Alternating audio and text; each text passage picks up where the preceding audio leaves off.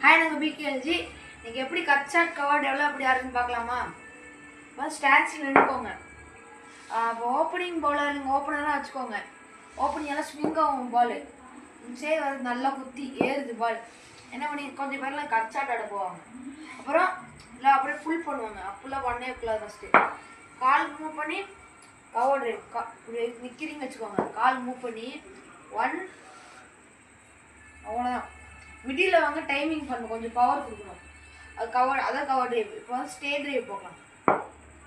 பால் இங்கே வருதுன்னு வச்சுக்கோங்க, கால் இங்கே போட்டு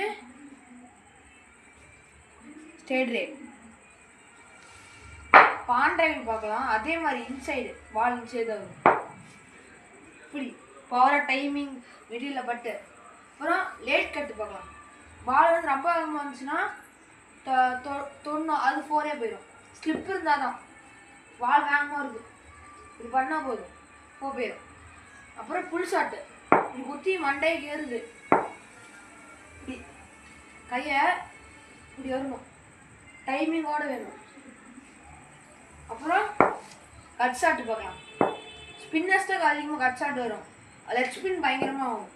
குத்தி இங்கே வருதுன்னா கால் வச்சு டைமிங் மிடில் இருக்கணும். மிடிலோட டைமிங் தான் வேணும். அப்புறம் ஸ்வீப்பு. பால் இங்கே வருது ஸ்பின்னர்ஸில், முட்டி போட்டு இப்படி ஆடணும், ஸ்வீப்பு. அப்புறம் பேக் சைட் பார்க்கலாம். குத்தி இன்சைடு வந்து வச்சுக்கோங்க. 1 ஸ்டெப்பு பேக் சைடு.